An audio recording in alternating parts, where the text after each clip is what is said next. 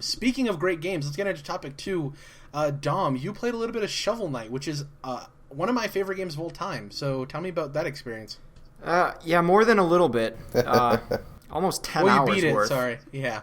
Yeah, I didn't even realize how long I had been playing it for. And at the end, I finally saw the counter. It was like 9 hours and 40 or 50 some minutes by the time I completed the game. So like, wow, I didn't even realize. I didn't know I had 10 free hours to play this game maybe in my week or whatever. I was like amazed. It's one of those games that you just like sink hours into and it never hits you. It's just like, what? So yeah, because it just sucks you in this weird way. It's kind of it reminds me of how you just described Spelunky, where like it's difficult, but every time you die and get frustrated, you just want to try again. Yeah, it's hard to explain. It's hard to put in words, but yeah. So 10 hours is what it took me to beat it.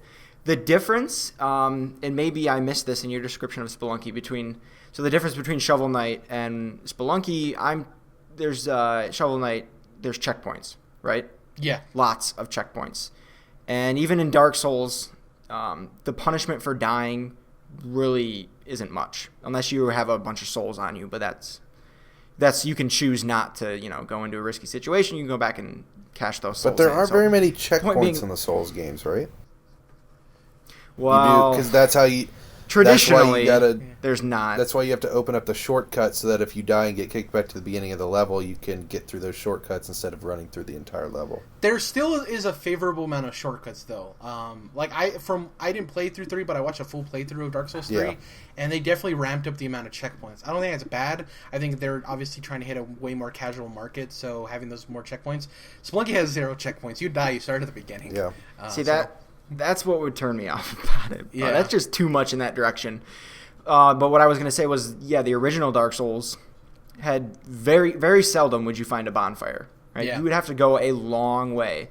And at the end of that long journey, you got to fight a boss before you get to a bonfire. Like it was difficult. Just the scarcity of the checkpoints really added to it. Because when you finally found one, or when you finally found that shortcut, it was like, oh, thank God. It was like the biggest feeling of relief. Whereas Dark Souls 2 had bonfires every goddamn 10 feet, and it really detracted from what the game could have been. But yeah, I want to hear about Shovel Knight, though. Like, what was your favorite night? How did the ending go? I want to hear all of it. Yeah, we got to get back on topic here. So, my favorite night, I'm not sure. Plague Knight was pretty cool. Tinker Knight was pretty cool. The snow guy, Polar Knight, he just pissed me off. I don't know why. I just didn't like him, but... So, is there different endings? No, there's New Game Plus, but Okay. there's added DLC, which you play as Plague Knight, and then I forgot what the new one is. The new one is, I don't Spectre Knight? No, that's not right. Anyways, yeah, there's different characters you can play as, and those change the game a little bit. There's 2 different endings you can have, though. You know when you play through the last gauntlet and you defeat all of the knights? That was like an "Are you fucking kidding me?" Try moment. playing when New Game Plus, dude. It is when insane. when you realize that you literally now have to fight all of the bosses in a row. Yeah. Each of which took you like a half an hour and 20 tries to beat on their own. Fuck. Yeah, but I do like that about the game though, because you have to learn those characters' mechanics and you have to learn how to beat them, right? So then it's like you have to do this all in a row. So the 2 endings, it's not crazy, but when they're all hanging off the ledge, did you choose to save them or did you kick him down? Or like not save them? Okay, that's right. I remember now. I saved them. Yeah, you can not save them, and that slightly changes the ending. Really? Yeah, so for me, I really like the last level where you're fighting the Enchantress and you have to there's invisible blocks. Not necessarily invisible. When you're jumping, they pop up. So you have to kind of jump forward and then jump back, and then okay, that's where it pops up, and then you have to jump. You're walking along and you're terrified because you literally have to jump without knowing where the block is going to be. But then once you jump, it appears. It's the weirdest feeling. Also, did you know that you can destroy the checkpoints? Yeah, actually, because I figured that out. Okay. Then, on an accident. But then I didn't realize by destroying them, I negated them. Yeah. So I basically lost an entire level's worth of progress because I was just like, oh, I'm going to break all these things now. And then I died and I had to start all the way back to the beginning. I was heartbroken. But so I never broke any after that. So would you say that Polar Knight was the hardest knight to you? Because I thought he was. His level is it just doesn't make sense to me. Like, it's not, I don't think it's super difficult, but everyone else, their level seems to work well with their abilities. His just seemed tedious. I didn't like his design. I didn't like exactly what he did. I thought it was weird to me. It's probably he's easily my least favorite knight in the game, by far. Yeah, I mean, well, because first of all, he's like the farthest from a knight, I feel. And he's the largest. He takes up most of the screen, too, which makes it even more difficult. Yeah, I didn't have a particularly hard time with him, or with that level, rather. I don't know. The ice level, because, most of your platforms are slippery.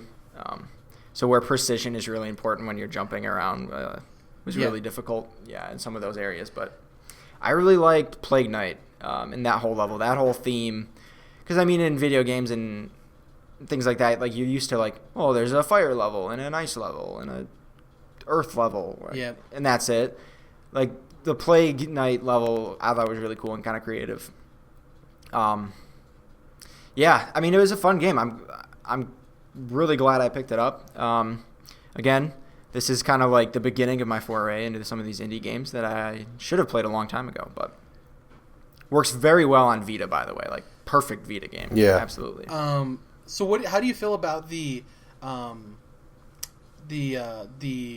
chalices that you get you can use different abilities on, when you go to the Triple King? You know what I'm talking about?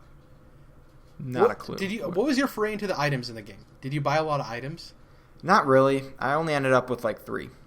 Because I didn't, in the 3 I had, I didn't use very much, so I never really pursued more. So there's 2 chalices you can buy. And with them, you can go to the Triple King, which is that giant apple trout thing that you run into. You know what I'm talking about? Yeah, like the giant red fish guy. Yeah. And you can have him fill it with one of 3 things. One of them gives you health whenever you drink it. One of them gives you bonus damage, and one of them gives you invulnerability, I believe. So what I would do is I'd get both of those. I'd fill them both up with the health regeneration, because that's the only one that really matters to me. And there'd be like 2 potions, essentially.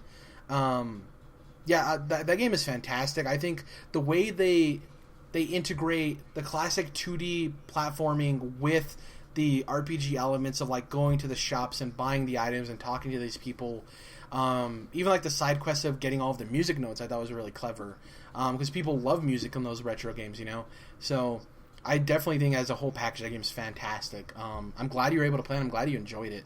I just the difficulty was very frustrating, but it's very forgiving in the same sentence because of all those checkpoints. And when you do die, you only lose a percentage of your money. Yeah, so it's even less difficult than Dark Souls in that sense, because in Dark Souls when you die, you lose all of your souls. Right. Yeah. So when you die in Shovel Knight, you just lose a tiny chunk of your money, and I always had plenty of money, so I could die over and over again, and it never really became an issue. I never once completely lost my money and had to restart in that sense. I'm not sure even what happens if you lose all your money. But how did you feel about the Wanderers, like the random guys you fought in between? You know what I'm talking about? Because there was a set stages, and then there was those 3 guys that you run into. How did you feel about them? Yeah, I mean, they were just more bosses. They were cool. Yeah. Right. So overall, great game in your opinion? You thought it was good? Yeah, absolutely. Awesome. Jordan, you've played Shovel Knight, right? I always ask you this. Yeah, I haven't finished Shovel Knight. That is definitely on my list.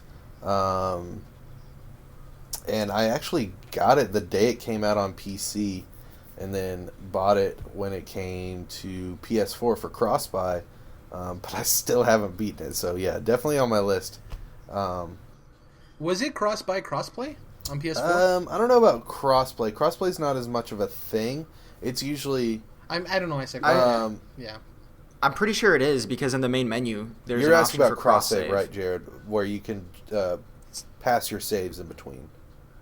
Well, both. Like, buying it on PS4 and you also own it on PS Vita, and then also... So that's cross-buy, cross-save. Cross-play would be like... There was a couple of PS3 games that did this, where you could... instead of remote playing as another controller on your Vita, you played the game through your Vita, and it hooked up a multiplayer connection to your PS4. It's weird. But yeah, gotcha. Cross-buy, cross-save for sure. Okay. Would you be excited for if they announce a Shovel Knight 2, Dom? Are you excited to play another one in the series? The easy answer is yes, but they probably might not even bother putting it on Vita. I don't Oh, know. I think they will. It'll be on I NX. think they will for sure because it's. Yeah, look how open they were to putting it on everything originally. Like, and the fact that Volume or Axiom Verge, Bastion, we get all these PS4 ports that have Vita promises. Hyperlight Drifter is the same way. And then the Vita version comes like 6 months later, but for Shovel Knight it was day and date. So I think they know what's up with Vita. Also, they listen to their gamers. They give them free DLC too. Like, I think this is Yacht Club Games is a company who cherishes gamers. So I think they know. Yeah. What if this game doesn't? What if Shovel Knight 2 doesn't come out for 2 more years though? Then the Vita's even. Shovel Knight came out summer of 2014, so I'd say we might even get a new game from them next year. It may not be Shovel Knight 2, but I think Yacht Club Games is about due for a game. Yeah, and it necessarily doesn't need to be a sequel either. They could do like a prequel because there's so much. It's not a crazy filled lore, a game full of lore, but there is stuff there that you can hint at to what happened with Shovel Knight and Shield Knight in the past, and you can go through that whole story arc, and that means you don't have to necessarily change the game engine too much, and you can focus on that game and then ramp up for the next installment in the Shovel Knight series, like the main game, So we'll see. I'm excited because if Playdead's any indication from game 1 to game 2, that leap can be tremendous. So we'll see.